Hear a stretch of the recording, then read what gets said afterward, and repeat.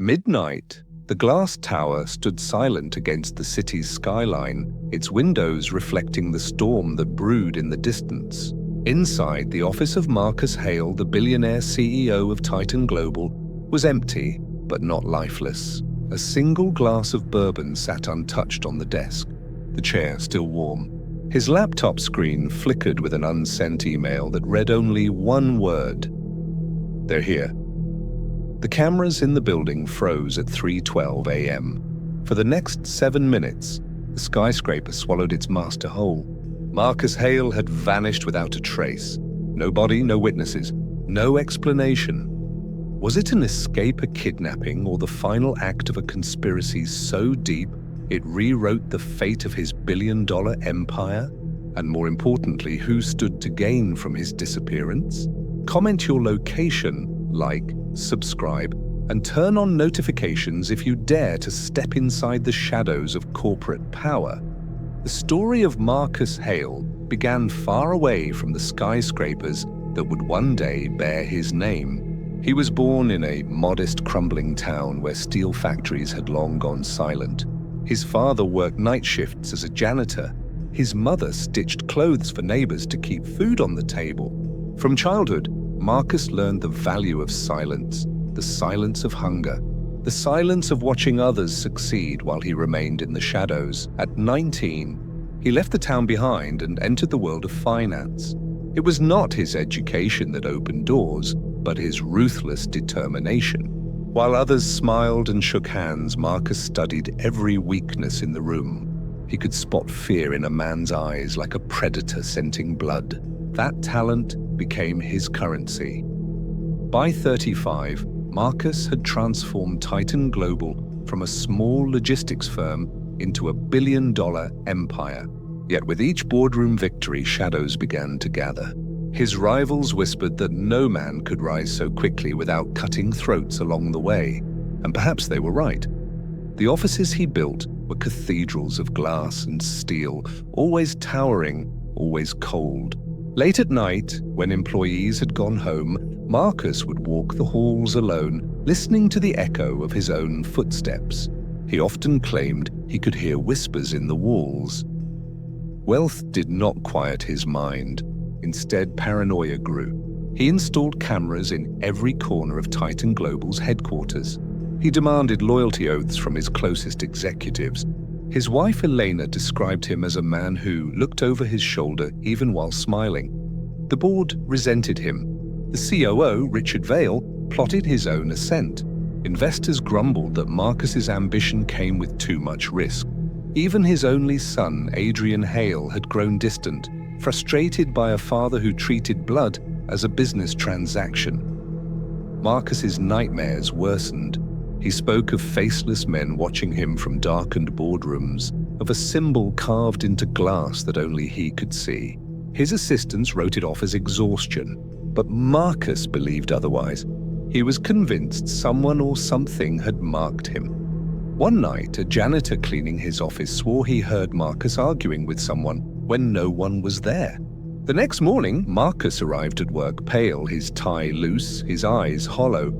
On his desk was a sheet of paper. One word, written in crimson ink: vanish.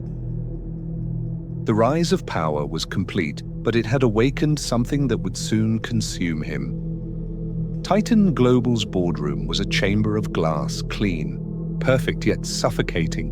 Around its polished table sat those who benefited most from Marcus's empire and those who would kill for it. Their smiles were rehearsed, their eyes sharp. Every handshake felt like a knife hidden behind velvet. Richard Vale, the COO, wore the patience of a man who knew his time was near. Eleanor, Marcus's wife, no longer played the role of supportive spouse. She watched her husband with a distance that bordered on contempt. Rival CEOs circled Titan Global like vultures, waiting for Marcus to stumble. At investor galas, whispers followed Marcus. He's losing control. He sees ghosts in the glass. The empire will fall and we will be there to claim it. Each enemy carried a motive sharp as a blade. Richard Vales sought power. He believed Titan Global should be his, and Marcus's obsession with control was driving it into ruin. Elena Hale sought freedom. Years of living under Marcus's cold dominance had left her bitter, and rumors suggested she was meeting a rival CEO in secret. The rivals sought revenge. Titan Global had crushed smaller companies mercilessly. Now those wounds demanded repayment. The board sought survival. Their fortunes depended on Marcus, but their patience was thinning. The danger was not outside Titan Global. It was seated at the very table where Marcus presided, and yet, in his arrogance, Marcus welcomed it. He believed fear kept loyalty alive, but his fear worked both ways. Secret recordings leaked from late-night board meetings. Shadows lingered too long in hallways. Elevator rides became traps of silence when no one dared look him in the eye. Marcus began to wonder who would strike first. One night, Marcus reviewed security footage from the boardroom. Everyone had left hours earlier, yet the cameras caught something chilling. The reflection of the glass table showed an extra figure seated at the end. No face, just a dark silhouette, unmoving. When Marcus blinked, the figure vanished, but a voice seemed to linger in the speakers, distorted, whispering a single phrase: "You are not safe in your own empire."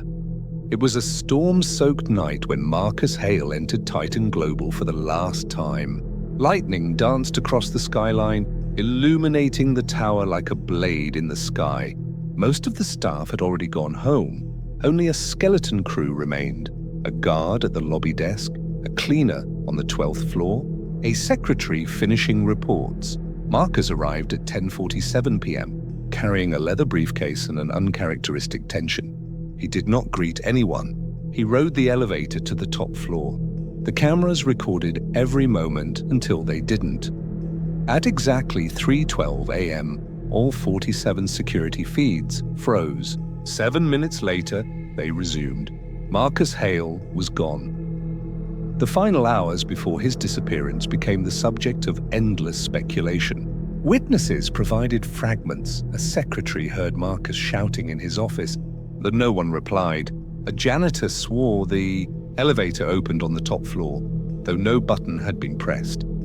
Guard reported a flickering light in the boardroom that lasted until the cameras went dark. Marcus's desk revealed odd clues: a glass of bourbon untouched, a laptop with an unsent email. "They're here." And on the wall, faint and uneven, a symbol scratched into the glass. The same symbol Marcus once described in his nightmares.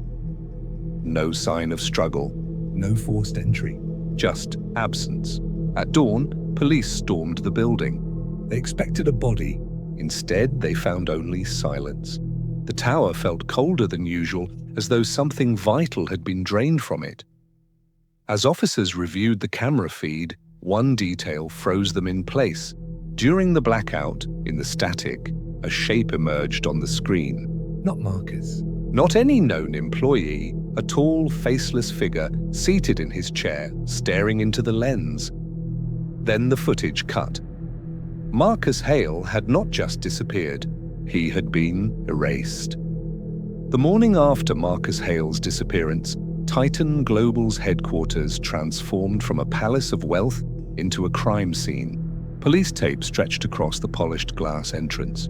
The lobby, once buzzing with employees, stood eerily silent except for the low hum of fluorescent lights. Detectives in dark suits walked the halls, their footsteps echoing through the emptiness. The board members arrived one by one, their expensive shoes clicking on marble floors, their faces twisted with false concern. Each carried secrets, each feared exposure. Detectives entered Marcus's office. The bourbon glass remained untouched, his leather chair still faintly warm, as if he had just stood moments before. And etched faintly into the glass wall was the strange symbol, jagged and uneven, almost carved with desperation. Investigators pieced together the timeline. Marcus entered at 10:47 p.m., The last person to see him alive was a janitor who remembered his face pale and haunted. At 3:12 a.m., the cameras froze. At 3:19 a.m., when they resumed, Marcus was gone. But then came the disturbing details. Marcus's phone was found on his desk, its final call placed at 3:11 a.m. to his own office. Fingerprints smeared across his glass desk didn't match any employee. The symbol scratched into the glass was identical to one found years ago in the files of a bankrupt rival company, a company Titan Global had. Crushed, detectives confronted the board. Richard Vale claimed Marcus had been paranoid, seeing enemies where there were none. Elena Hale wept publicly, but her tears seemed rehearsed. Employees whispered about secret meetings in the boardroom after hours, voices that didn't belong to anyone in the company. One detective stayed behind after the others left. As he reviewed the frozen security footage, he noticed something strange. For a fraction of a second before the cameras blacked out, Marcus's reflection appeared in the glass wall, but standing outside his own office, staring in. If Marcus was in the hallway, then who had been sitting in his chair? News of Marcus Hale's disappearance spread like wildfire. By noon, every major outlet carried the headline, "Billionaire CEO vanishes from Glass Tower." Reporters swarmed Titan Global. Helicopters hovered above the skyscraper. Cameras flashed as employees entered the building, their faces pale with fear. Social media spiraled with theories. Some claimed Marcus had staged his own vanishing to escape debts. Others whispered of cults, corporate assassins, and supernatural retribution. Investors panicked. Titan Global's stock plummeted overnight. The media uncovered fragments of Marcus's past, a trail of destroyed companies, broken alliances, and rivals left in ruin. Old enemies resurfaced, eager to claim that Marcus had finally been swallowed by the very shadows he once commanded. Inside the tower, employees refused to work after dark. They swore the elevators moved on their own. Some claimed to hear footsteps in the halls when no one was there. A secretary found an envelope in her desk drawer that hadn't been there before. Inside was a single page with the symbol drawn in red ink. The board scrambled for control. Richard Vale appeared on television, vowing to keep Titan Global strong. Elena Hale hired private security, her eyes darting at every shadow. Adrian Hale, the heir, appeared briefly but avoided questions. The narrative shifted. Was Marcus the victim or the architect of his own disappearance? On the third night of media chaos, a video leaked anonymously online. It showed Marcus hours before his vanishing, standing in his office, facing the glass wall. His reflection did not move as he did. Instead, it raised its hand, pressing the symbol into the glass. The caption read, "He is not gone. He is trapped." Detectives traced the mysterious symbol back through Marcus's history. It appeared in files from hostile takeovers, in old employee contracts, even faintly etched into the architecture of Titan Global's headquarters itself. The deeper they dug, the more the symbol seemed less like a threat and more like a signature. In Marcus's private journal, found locked in a safe, entire pages were filled with sketches of the symbol. He described it as the mark of betrayal, a reminder that every empire is built not on trust, but on blood. The journal revealed something darker. Marcus believed the symbol was tied to an old family secret, one passed down through generations of Hales. He wrote of his fear that the mark had returned for him, etched not just in walls, but in bloodlines. Investigators uncovered emails Marcus never sent, drafts where he accused his own son of conspiring with Richard Vale, drafts where he hinted that Elena was no longer his wife in spirit, but an accomplice to his enemies. As detectives read deeper, the journal grew erratic. Marcus claimed he had seen his own reflection move against him, whisper his name, and promise that his empire would not belong to him much longer.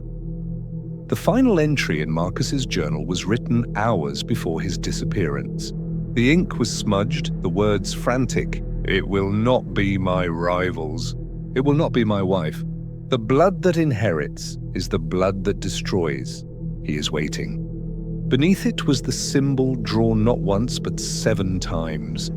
In the weeks after Marcus's disappearance, Titan Global teetered on collapse. Rumors poisoned the air, investors fled, and employees whispered of resignations. Yet, in the chaos, one man rose with calm precision: Adrian Hale.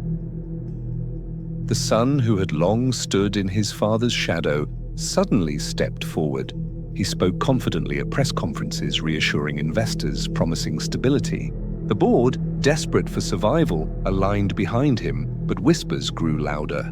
Private investigators uncovered meetings between Adrian and Richard Vale in the months before Marcus's disappearance. Financial transfers pointed to secret accounts, and Elena's distance from Marcus suddenly seemed less like grief and more like complicity. Detectives confronted Adrian. He smiled coldly, almost amused. "My father taught me that power is not inherited," he said. "It is taken." The truth unraveled in chilling clarity. Marcus Hale had not been murdered by rivals, nor by strangers lurking in shadows. His disappearance was orchestrated from within. Adrian, his own blood, had used fear, symbols, and whispers to drive his father into madness until the night he vanished for good. Adrian inherited the empire not through legacy, but through betrayal. And as he sat in his father's chair, reporters capturing his every move, a reflection flickered in the glass wall behind him. Marcus Hale's silhouette, faceless, watching. The empire of Marcus Hale did not collapse from outside forces. It was not rivals in dark suits, nor faceless enemies waiting in boardrooms. His downfall came from within, from the blood he trusted most. Adrian Hale inherited Titan Global, not through legacy, but through betrayal. He wore the crown of his father's empire with the calm smile of a man who had rehearsed this moment all his life. And yet, in the silence of the glass tower, whispers still echo. Employees swear they see Marcus's shadow in the reflection of the boardroom glass. At night, the elevators move on their own. Some claim they hear a voice, distorted, whispering through the intercoms, "I am not gone." The story of Marcus Hale is more than a disappearance. It is a reminder that in the world of billion-dollar empires, the deadliest conspiracies are not written in contracts or hidden in emails. They are written in blood, and sometimes the empire you build is the very thing that consumes you. Comment your location, subscribe, and turn on notifications if you crave more stories where power, betrayal, and horror collide only on the CEO Conspiracy.